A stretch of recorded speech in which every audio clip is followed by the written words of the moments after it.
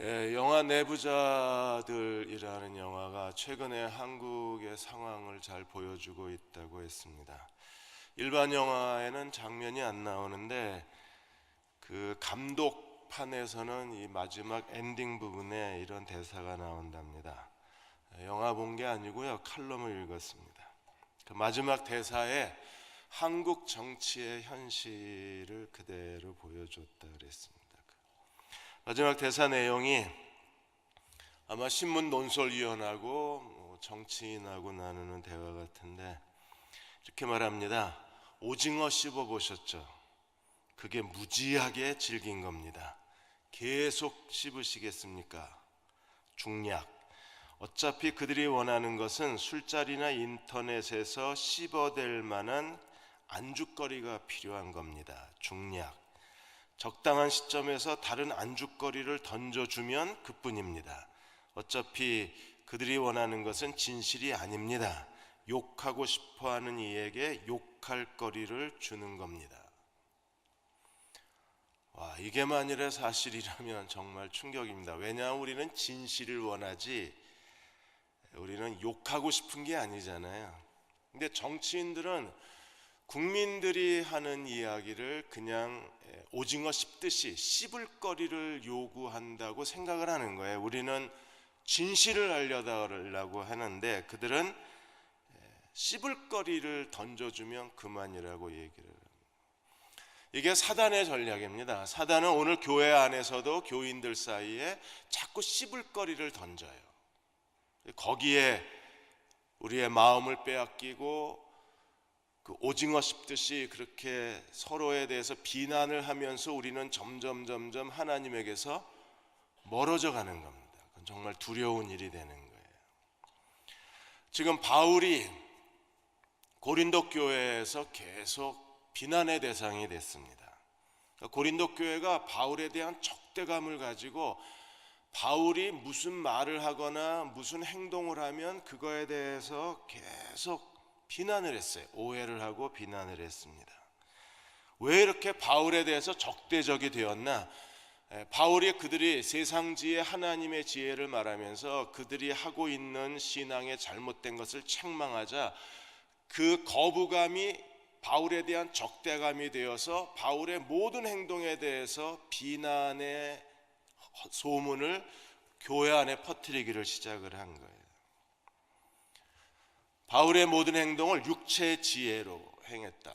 인간적인 방식, 세속적 방식, 이기적 방식으로 바울이 행동한다고 바울을 모함을 한 겁니다. 이러한 일에 대해서 오늘 1장 12절에서 24절까지 바울이 첫 번째 고린도 교회의 비난에 대해서 자기를 변호를 하는 거예요. 우리가 이 바울의 변호를 주목할 필요가 있습니다. 왜냐하면 바울이 변호하는 방식을 우리가 알아야 우리도 지혜로워질 수 있기 때문에 그렇습니다. 먼저 1장 12절에 17절까지 고린도 교회가 바울을 비난했는데 12절에 보시면 바울이 우리를 속였다. 그리고 육체의 지혜로 바울이 행한다. 육체의 지혜로 행한다는 것은 아주 세속적이고 이기적이고 제멋대로라는 겁니다. 그리고 13절에 보시면 도대체 편지에 무슨 말을 하는지 하나도 이해가 안 된다 이렇게 얘기를 했어요.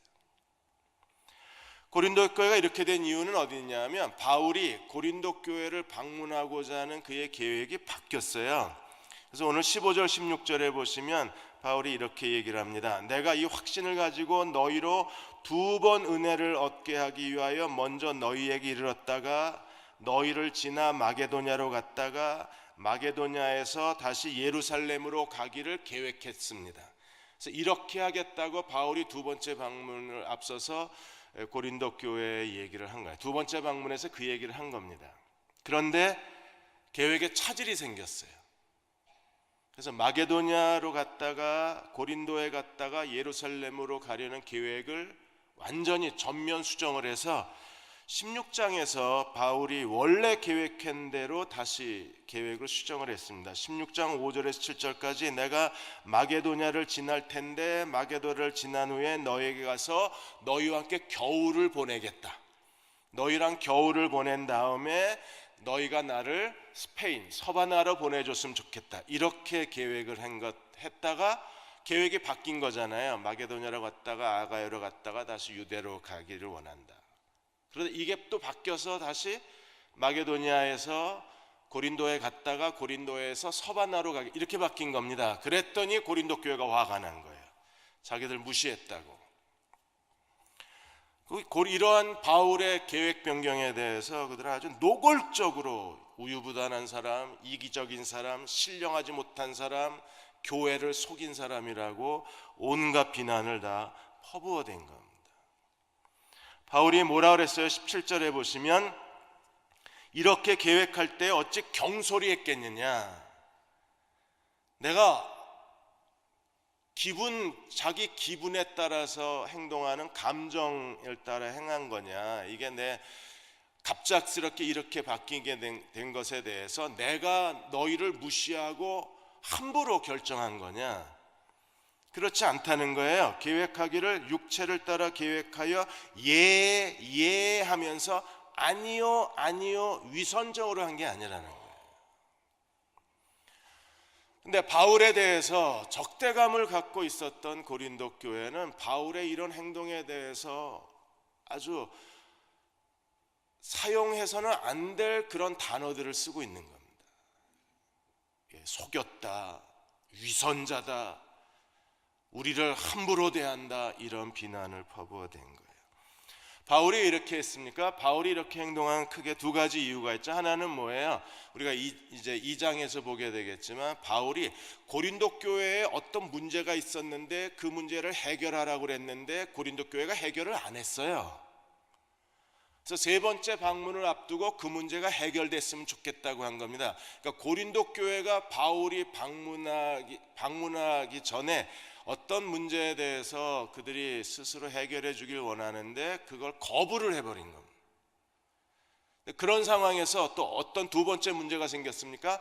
에베소에서 큰 위기가 생겼어요. 갑자기. 그래서 갑자기 에베소를 떠나고 마게도냐로 피신했다가 마게도냐에서 석 달을 머물고 다시 아가야로 피신해야 되는 사건이 갑자기 생겨난 겁니다. 그러므로 바울이 계획을 변경한 것은 바울 자신이 우유부단하거나 게으르거나 갑자기 생각이 바뀌어서 그가 혼자서 결정한 일이 아니라 상황적으로 고린도의 상황과 에베소 상황이 도저히 바울이 고린도 교회하고 처음 계획을 세운 대로 그것을 계획대로 움직일 수 없는 일이 일어난 건데, 고린도 교회는요 이러한 바울에 대해서 배려와 애정을 보여주지 못하고 신령하지 못한 사람, 우유부단한 사람, 위선자, 거짓된 사람, 온갖 비난과 온갖 모욕을 퍼부은 거예요. 우리가 하나님을 섬기는 가운데 가장 조심해야 될 것 중에 하나가 서로에 대해서 비난하는 겁니다. 비판하고 비난하는 겁니다. 미국의 어느 대학 졸업식장에서 이제 졸업생들이, 미국은 다 졸업생들이 하나씩 나오면서 다 그 졸업장을 받고 그 다음에 그 모자에 이 술을 한쪽으로 옮기고 그렇게 총장하고 악수하고 졸업식을 하잖아요. 근데 어느 한 학생이 주머니에 손을 넣은 채로 졸업장을 받고 그 다음에 모자 술을 옮기고 총장하고 악수를 해야 되는데 손에 졸업장이 있으니까 악수를 안 하고 그냥 씩 웃고 지나갔어요. 그걸 앉아서 어느 한 분이 본 겁니다. 다들 보고 야, 뭐 저런 인간이 다 있냐, 저게 4년 동안 공부한 학생이냐, 도대체 이 학교가 뭘 가르쳤길래 저 학생은 저렇게 무례하냐, 주머니에다 한쪽 손을 꽂고 저렇게 졸업하는 학생이 어딨냐, 그리고 총장에게 악수도 안 하고 가는 애가 어딨냐, 그리고 막 투덜투덜거렸는데 마침 옆에 재학생이 앉아 있다가 한 학부모가 투덜거리는 소리를 듣고 그 재학생이 그랬어요. 그 친구는 대학에 들어올 때부터 한쪽 팔이 없어서 의수를 하고 공부한 학생입니다. 한쪽 팔을 가지고 정말 열심히 공부해서 우리 모든 후배들에게 존경받는 선배입니다. 그제서야 학부모가 아차한 거예요. 왜 이 친구가 한쪽 손으로 졸업장을 받고 왜 총장에게 악수를 했는지 그 친구의 상황도 모르고 겉으로 드러난 것만 비난을 한 거잖아요. 우리가 신앙생활을 하다가 그 사람의 겉으로 드러난 것만 보고 비난할 때가 많이 있잖아요. 심리학자 엘리어트 박사가 그래서 사람들이 반려동물을 좋아한답니다. 이 개하고 고양이님은요, 주인이 어떻게 행동해도 절대 질문을 안 하고 주인이 어떻게 행동해도 절대로 비판을 안 합니다. 얘네들은요, 그냥 꼬리를 치고 좋아하지. 그래서 사람이 점점점 반려동물의 숫자가 늘어나고 반려동물을 자기 가족처럼 여기게 되는 이유는요, 비판을 안 해서 그렇답니다. 만일에 개가 비판할 줄 알았으면 아마 길거리에 다 내다 버릴 거래요. 아마 인간관계에 제일 두려운 게 이렇게 내가 왜 그래야 됐는지를 사람들이 이해하지 않고 내가 그렇게 행동한 거에 대해서만 비판을 받을 때 정말 힘들잖아요. 그래서 바울은 적극적으로 자기가 왜 그랬는가를 고린도 교회에 이해를 시켜요. 그냥 믿습니다 이러고 가만히 있는 게 아니라 적극적으로 왜 이런 일이 있었는가를 설명하면서 하나님 나라 관점에서 사물을 보는 법을 훈련을 시킵니다. 사람의 눈으로 보는 게 아니라 하나님 나라 관점에서 지금 우리 앞에서 일어나고 있는 일들을 이해하는 영적 지성에 대해서 바울이 가르치고 있는 거예요. 바울이 먼저 어떻게 해명했습니까? 12절에 보시면 그는 자기의 행동에 대해서 이렇게 말합니다. 우리가 세상에서 특별히 너희에 대하여 하나님의 거룩함과 진실함으로 행하되 육체의 지혜로 행하지 아니하고 하나님의 은혜로 행함은 우리 양심이 증언하는 바니 이것이 우리의 자랑이다.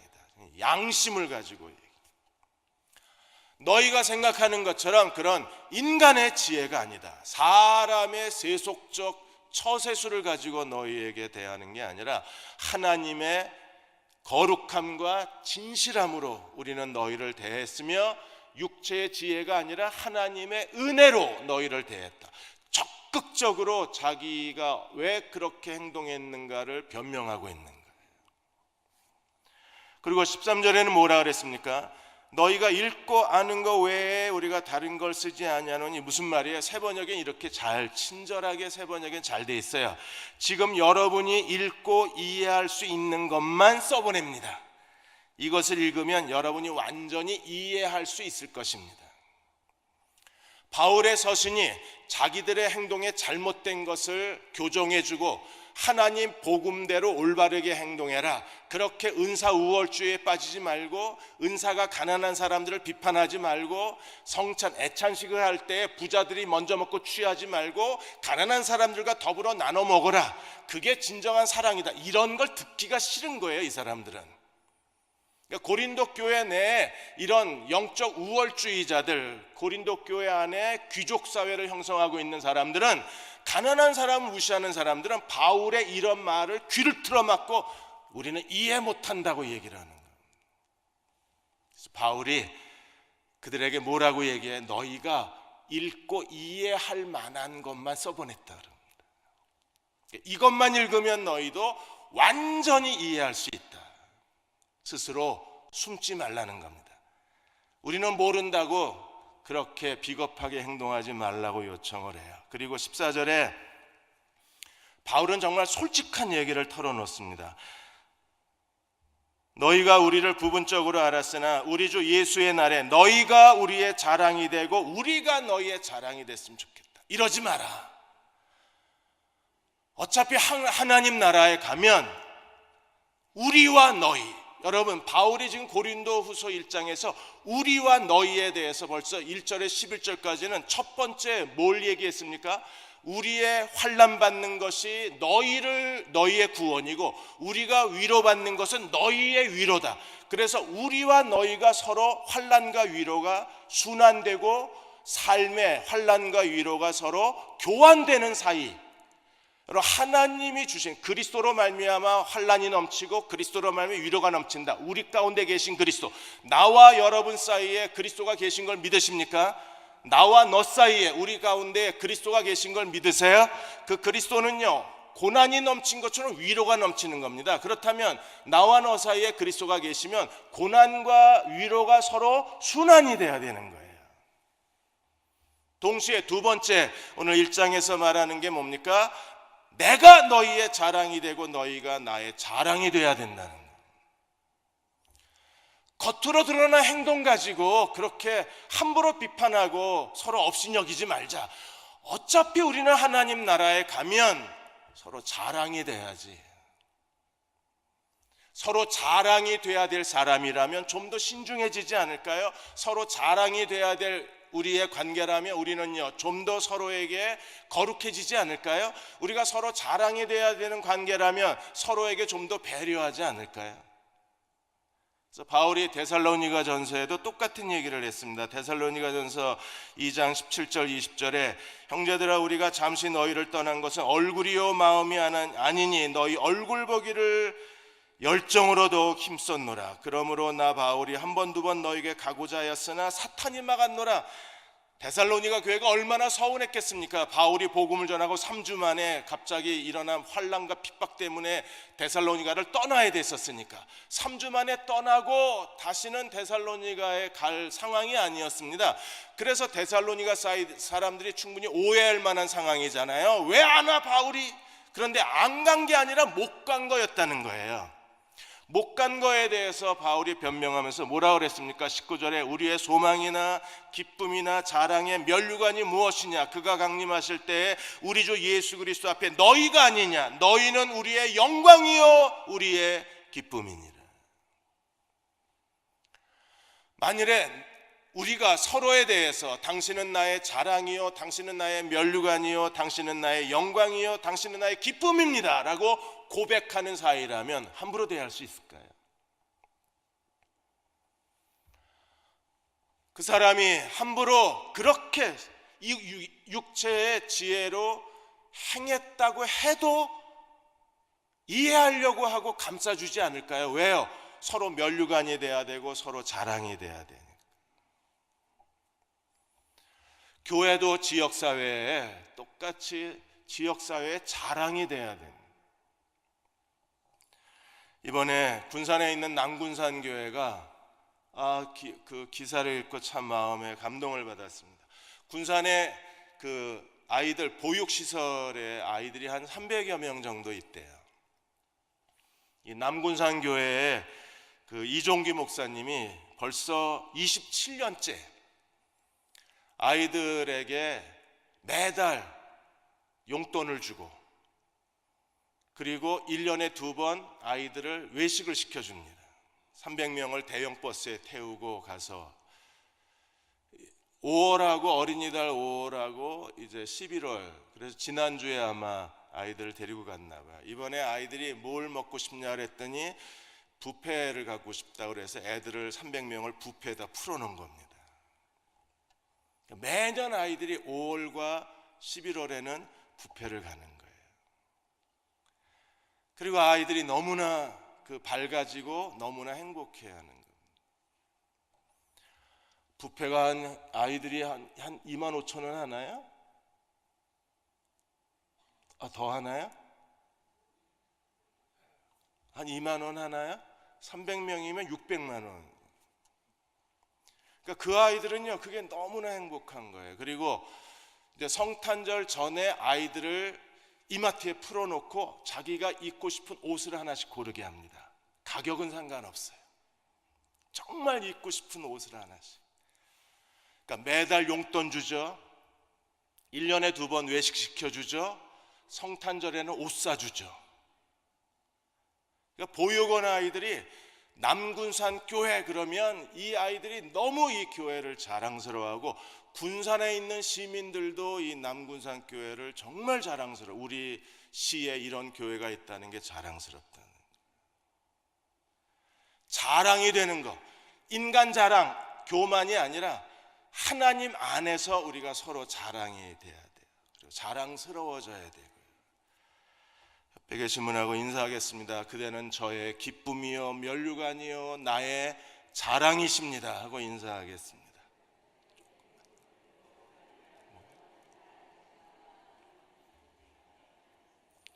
자, 이렇게 되려면 우리가 어떻게 해야 됩니까? 오늘 18절에서 20절까지 그리스도의 사신 삶의 태도, 그리스도의 영성에 대해서 설명하고 있어요. 예수님을 우리가 본받아야 되는데 예수님을 본받는다는 건 어떻게 해야 되는가? 예수님은 어떻게 사셨느냐 하면, 자, 17절부터 이렇게 설명합니다. 우리가 육체를 따라 계획하며 아니요 한 적이 없다. 바울은요, 스스로 자기의 지금까지 하나님을 섬겨왔던 모든 섬김의 삶이 아니요 그런 속임수가 아니었다는 거예요. 바울은 철저하게 주님을 본받았습니다. 어떤 주님이요? 18절에 하나님은 미쁘시니라 우리가 너희에게 한 말은 예 하고 아니라 함이 없다는 거예요. 다 예만 있다는 겁니다. 예. 그건요, 하나님의 지시, 하나님의 명령, 하나님의 계획대로 순종한 것이지 그 안에 어떤 인간적인 요소도 들어있지 않은 거예요. 19절에 우리 곧 나와 실로아노와 디모데로 말미암아 너희 가운데에 전파된 하나님의 아들 예수 그리스도는 예 하고 아니라 함이 없었느니라. 그에게는, 예수님에게는 예만 있는 거예요. 여러분, 예수님의 영성, 예수님을 본받는 사람은요, 언제나 예스 영성을 갖고 사는 사람들이에요. 우리가 하나님의 인도하심, 하나님이 여러분의 삶의 주인이심을 믿으십니까? 그분이 오늘도 내 삶을 통치하고 다스리고 계시는 하늘 아버지이심을 믿으십니까? 우리가 하나님께 내 인생을 완전히 맡겼다면 그리스도 안에서는 예, 주님은 언제나 예였잖아요. 그런 것처럼 우리도 하나님의 인도하심에 예하고 살아야 돼요. 그러면 바울이, 고린도 교회가 이 그리스도의 예 영성을 가졌으면 바울이 너희에게로 가서 겨울에 머물고 서바나로 가겠다 그러다 갑자기 계획을 바꿔서 아니다 내가 마게도냐로 갔다가 아가에 갔다가 너희에게 들렸다가, 이거에 대해서 고린도 교회는 어떻게 했어야 됐어요? 예 했어야 됐어요. 그런데 아니요 이러는 거예요 지금. 그러니까 그리스도의 진정한 삶의 거룩한 정신과 그리스도의 영성은 하나님 안에서 언제든지 예. 왜요? 하나님이 통치하시고 하나님이 다스린다고 믿기 때문에 언제나 우리가 예라고 하는 거예요. 어느 한 신실한 그리스도인이 공사장에서 이 벽돌 쌓는 전문가이셨는데, 그분이 그 건축 현장에서 일을 하시다가 갑자기 벽돌이 무너지면서 손을 크게 다치신 거예요. 당장 이 손을 다치면 일을 못 하잖아요. 그래서 정말 서운하고 괜히 하나님 앞에 서운했대요. 왜 하나님 이렇게 중요한 때에 돈 벌어야 되는데 내가 이렇게 하나님께 신실했는데 왜 손을 다치게 하시나. 그리고 투덜거리면서 이제 병원에 가서 치료를 받는데 손을 치료하던 의사가 갑자기 자세히 검사 좀 해보자 그러더니 검사가 끝나니까 큰 병원에 가라고. 손 다쳤는데 왜 큰 병원에 가냐 그랬더니 일단은 큰 병원에 가보는 게 좋겠다. 그래서 큰 병원에 가서 소견서를 써줘서 가서 검사를 했는데 피부암이, 자기는 일하면서 워낙 햇볕에서 일을 하고 상처가 많아서 여기에 얼룩덜룩 점이 생긴 게 그게 햇볕에 탔다고 생각을 했는데 그게 피부암이었었어요. 급하게 의사가 피부암 확정 진단을 내리고 치료가 시작이 되고, 조금만 늦었으면 당신 팔 잘라야 되고, 조금만 늦었으면 이게 인파로 전이가 돼서 당신 정말 큰일 날 뻔했다고. 조금만 늦었으면. 하나님이 어떻게 하셨어요? 벽돌을 툭 치시니까 벽돌이 손을 치고, 그렇지 않았으면요 그게 그냥 일하는 사람이 상처가 많으니까 그러다가 그게 다른 데로 전이가 됐으면 더 큰 고통을 당했을 거 아니에요. 여러분, 일하는 노동자에게, 기술자에게 손을 다치는 건 인생의 큰 손해입니다. 그러나 그리스도 안에서는 예만 있는 거예요. 우리가 지금 우리 주변에서 일어나는 많은 일들이 있습니다.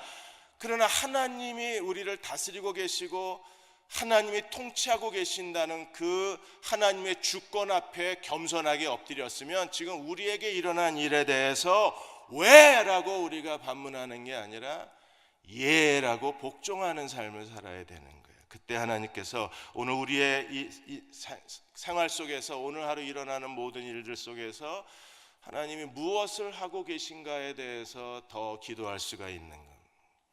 그래서 20절에 어떻게 하나님께서 예수님을 메시아로 만드셨는가에 대해 설명하기를 하나님의 약속은 얼마든지 그리스도 안에서 예가 되나니 그런즉 그로 말미암아 우리가 아멘하여 하나님께 영광을 돌리게 되느니라. 그리고 하나님께서 예수 그리스도에 대한 모든 언약을 다 이루셨습니다. 그래서 마태복음 1장 22절에 예수님이 태어나신 거에 대해서 동정녀에게 태어나신 거에 대해서 이 모든 일이 된 것은 주께서 선지자로 하신 말씀을 이루려 하심이라. 그래서 예가 됐어요. 그리고 2장 23절에 애굽으로 피신 갔다가 나사렛에 돌아오시게 나사렛에 사시게 되었는데 그것도 나사렛이란 동네에 가서 사니 이는 선지자로 하신 말씀에 나사렛 사람이라 칭하려 하심을 이루려 하심이라. 다 하나님의 모든 메시아에 대한 약속이 그리스도 안에서 예가 된 거예요. 마찬가지로 오늘 하나님이 우리에게 하신 모든 일에 대해서 그분의 말씀, 그분의 인도하심, 오늘 우리에게 일어난 모든 사건들, 우리 주변에서 벌어지고 있는 일에 대해서 우리는요 아멘 하면 하나님의 영광이 되는 겁니다. 아내가 이제 폐렴 때문에 원인 추적하다가 축농증이 심해가지고 그래서 축농증 수술을 하고 이제 일주일 지나고 중간 점검 받으러 갔는데 어제 병원에 갔다가 이제 병원 가는 길에 택시 안에서 갑자기 어지럼증이 심해가지고 쓰러져 버린 거예요. 도대체 왜 이러냐? 제가 그런 게 아니라 본인이 그랬어요. 저는 아무 소리 안 했어요. 본인이 여보 왜 이래? 그래서 그냥 아멘 하자. 무슨 하나님이 하시는 일이 있나 보지. 그냥 아멘 하자. 그 즉시 아멘에서 하나님께 영광을 돌려야지 우리가 이게 왜 그런지 무엇 때문에 그런지 그냥 일시적으로 C형 간염약 이번에 새로 신약을 먹었으니까 그 후유증인지 아니면 이게 축농증 수술 후유증인지 모르잖아요. 우리는 지금 우리가 할 수 있는 일은 지금 내 앞에 일어난 일에 대해서 우리가 해야 될 올바른 삶의 태도는 뭐예요? 아멘 하는 거예요. 아멘. 동의 안 하시네? 이거 정말 중요한 삶의 원리예요. 아멘 하시면 뭘로 바뀌어요? 하나님의 영광으로 바뀌는 거예요. 아멘으로 받아들이면. 마리아가 동정녀가 탄생하는 거 아멘 하니까 마리아는요 정말 위대한 여자가 됐잖아요. 오죽하면 천주교에서 마리아 숭배까지 하겠어요. 신실한 여자로 이제 이달이면 또 우리가 마리아에 대한 찬가를 불러야 되잖아요. 아멘 하는 겁니다. 예수님이 헤롯에 의해서 애굽으로 피신 가는 거 아니 메시아라며 도대체 하나님 뭐 하는 거야? 투덜투덜거렸나요? 그냥 아멘 하고 가니까 뭐가 이루어졌어요? 선지자 예언이 이루어졌어요. 나사렛 가서 살았습니다. 혹시나 해서 아니 왜 하나님의 아들이 왜 나사렛에서 그 버림받은 땅 비웃음 받는 땅 그 할렘가에서 왜 예수가 자라나야 되냐? 그냥 아멘 하니까 선지자 예언이 이루어지잖아요. 그냥 아멘 하시면 돼요. 그러면 하나님 약속이 이루어지고 아멘 하면 하나님의 영광이 되는 거예요. 마지막으로 21절에서 24절까지 우리와 너희 외 바울이 고린도 교회 사람들이 자기에 대해서 너무나 함부로 대했을 때 바울이 이렇게 얘기해요. 21절에 우리를 너희와 함께 그리스도 안에서 견고하게 하시고 우리에게 기름을 부으신 분은 하나님이시다. 이러지 마. 나와 너희는 바울과 고린도 교회는 이미 그리스도 안에서 견고해진 사람이에요. 헤어질 수가 없는 거예요. 그러니까 바울이 고린도 교회가 바울에 대해서 비난을 하고 함부로 대하고 그들에 대해서 바울이 바울에 대해서 온갖 오해의 말을 퍼붓는 것은요 결국 자기 자신을 비웃는 행위가 되는 거예요. 왜요? 둘이 하나가 되어서 견고해졌으니까. 더군다나 그냥 견고해진 게 아니라 그 위에 뭐가 임했어요? 성령의 기름 부으심까지 임한 관계가 바울과 고린도 교회 관계입니다. 여러분, 나와 너의 관계, 옆 사람 쳐다보세요. 그 사람하고 나의 관계가 그리스도 안에서 견고해지고 성령의 기름 부으심의 관계라는 걸 믿으십니까? 그리고 그 성령의 기름 부으심은요, 누구예요? 성령님이시잖아요. 그 성령이 하시는 일이 무엇입니까? 22절에 그가 또한 우리에게 인치시고 보증으로 우리 마음에 성령을 주셨느니라. 인치셨다는 건 무슨 뜻입니까? 고대 사회에서 이 문서의 소유권을 주장하기 위해서 문서를 쓰고 거기에다가 뭐 진흙이나 뭘로 해가지고 촌농 같은 걸로 해가지고 인장 반지 각인을 찍었잖아요. 그게 이 문서의 소유권이 누구에게 있다는 걸 보여주는 거잖아요. 그러니까 진흙이나 밀랍에다가 도장을, 배너 영화에서 그 장면이 하나 나와요. 이번에 다시 리바이벌 됐다는데 못 봤습니다. 이거 찍잖아요. 그런 것처럼 우리는요, 성령의 기름 부으심이 우리 가운데 있었을 때 우리는 누구의 소유예요? 하나님의 소유가 되는 거예요. 또 하나 중요한 사실은요, 보증으로 우리 마음에 성령을 주셨습니다. 그래서 성령은 우리에게 계약금으로 와 계신 분입니다. 그러므로 우리는요, 나와 너가 같이 하나님의 소유가 되고, 바울과 고린도 교회는 이미 함께 하나님의 보증금이 된 사람들입니다. 하나님의 계약금으로 바쳐진 사람들이에요. 그러므로 우리가 해야 될 중요한 일은 무엇입니까? 서로가 서로의 자랑이 되는 인간관계를 추구해야 되는 거예요. 환난과 위로만 교환이 될 게 아니라 우리가 서로가 서로를 자랑스러워할 수 있는 인간관계로 만들어가는 것이 성령 안에서 사는 사람들이에요. 그래서 로마서 8장 11절에 예수를 죽은 자 가운데 살리신 이의 영이 너희 안에 거하시면 그리스도 예수를 죽은 자 가운데 살리신 이가 너희 안에 거하시는 그의 성령으로 말미암아 너희 죽을 몸도 살리시리라. 우리 안에 성령이 내주하시는 걸 믿으십니까? 그 성령이 우리를 마지막 날 그리스도가 오시는 날 우리의 육체를 부활시키시는 부활의 영이심을 믿으십니까? 우리가 성령 안에 하나가 됐다 그러면 우리는요, 어떤 사람이 돼야 됩니까? 서로 비판하는 관계가 아니라 서로를 섬기는 관계여야 돼요. 비판은 정말 두렵습니다. 탈무드에서는요, 살인은 한 사람을 죽이지만 비방은 세 사람을 죽인다 그랬잖아요. 비방하는 사람 자신, 그걸 듣는 사람, 비방의 대상자, 세 사람이 한꺼번에 죽는 게 비판하는 거라. 미국의 영화 감독 잔 휴스턴이 그의 딸 안젤리카의 일화를 소개한 적이 있었습니다.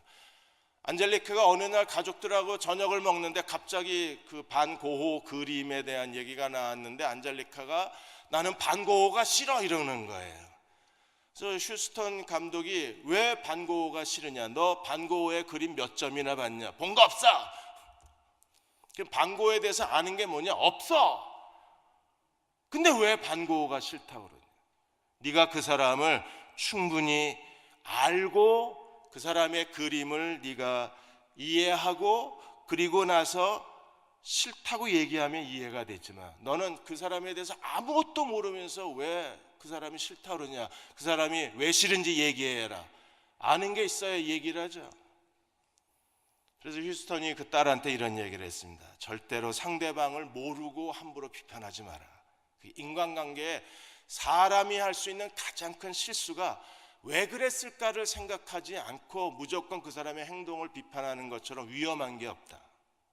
상대방을 알고 상대방을 비난하는 법을 배워야 된다. 그래서 홍정길 목사님도 그 설교에서 뭐라고 그러셨습니까?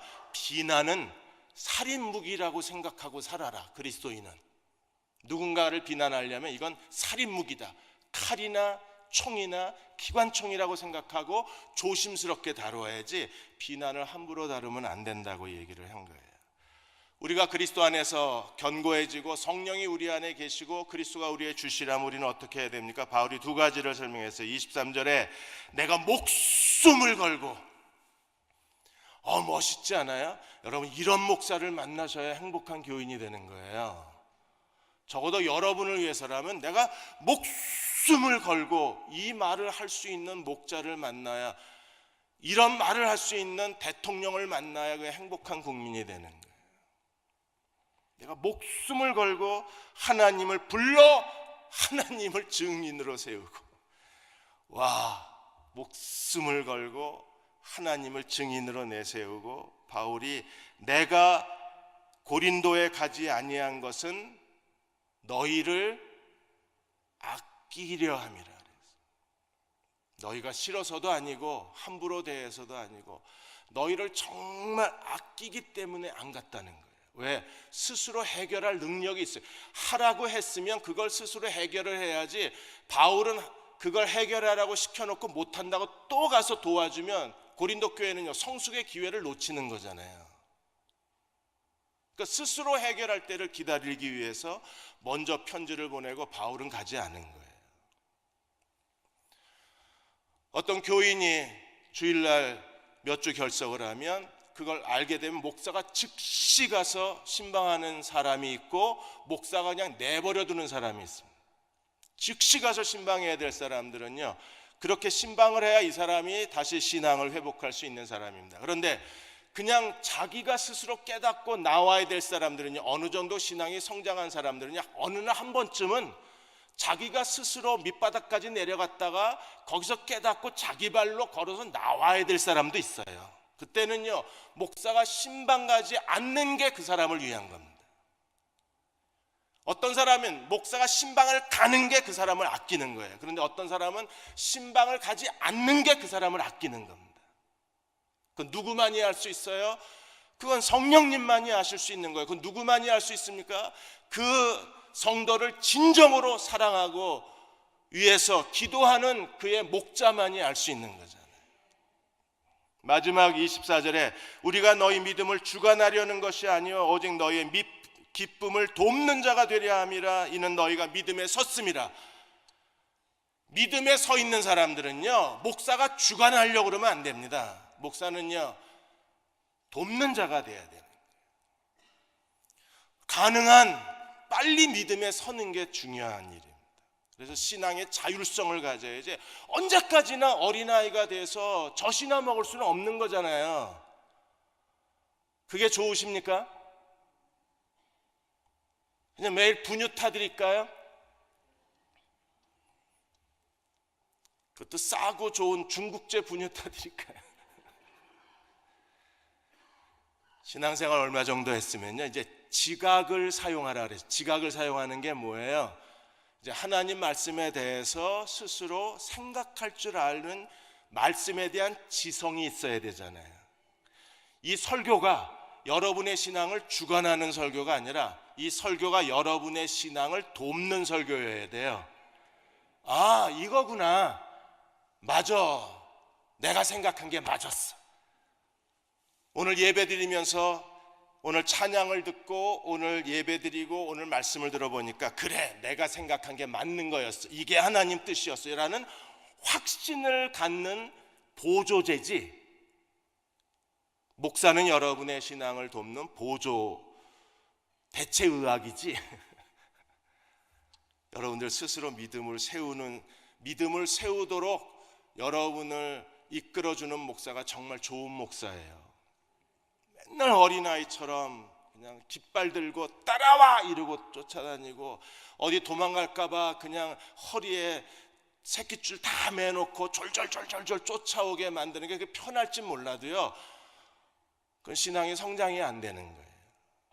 목사가 믿음을 주관하려는 것은요, 그건 이단의 방식입니다. 이만희는 지금도 모든 신천지 교인의 믿음을 주관하고 있잖아요. 그거는요, 어떤 의미에서 신앙의 성숙이라고 말할 수 없어요. 우리가 여러분을 돕는 자가 되고 여러분의 신앙을 믿음에 세우시는 분은 누구예요? 성령님이세요. 성령님이 우리를 인치셨고, 성령님이 우리 안에 보증으로 와 계시고, 성령님은 우리를 진리 가운데로 인도하시는 분이십니다. 이렇게 믿으십니까? 성령이 진리의 영이세요. 목사는요, 여러분의 기쁨을 도와주는 조력자가 되는 거예요. 여러분 스스로 하나님의 뜻을 발견하고 하나님께 순종하게 만들어주는 거예요. 대형교회는 그런 목사들이 여러분의 선한 목자가 되어서 여러분을 신앙을 돕고 바르게 세워주고 인격적으로 격려해주고, 그리고 여러분 스스로가 하나님 앞에 헌신할 수 있도록 길을 안내해주는 안내자였으면 해요. 그렇게 될 때 하나님은 우리가 서로가 서로에게 자랑스러운 사람이 되게 해주실 겁니다. 여러분, 마지막 날 우리 천국에 갔을 때 우리가 서로를 정말, 하나님, 예수님, 이 장로님 때문에요 제가 정말 신앙을 배우고 하나님 뜻을 찾고 제 인생이 이렇게 아름답게 하나님께 영광이 된 것은요, 이 장로님 때문입니다. 제가 이 장로님 꼭 소개해드리고 싶었습니다. 또 어떤 사람은 내가 이 집사님이 내 옆에 있어, 내가 집사님 옆동에 산 게 내 인생의 가장 큰 은혜였습니다.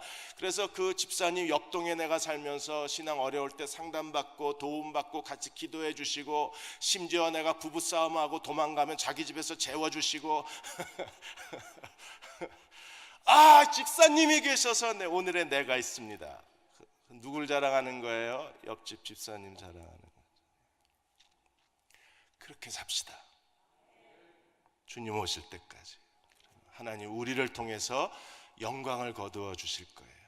그리고 대한민국도 우리 모든 국민의 자랑이 되도록 이 밤에 우리가 간절한 마음으로 기도하는 이 밤이 되시기를 주의 이름으로 축원합니다. 기도하겠습니다.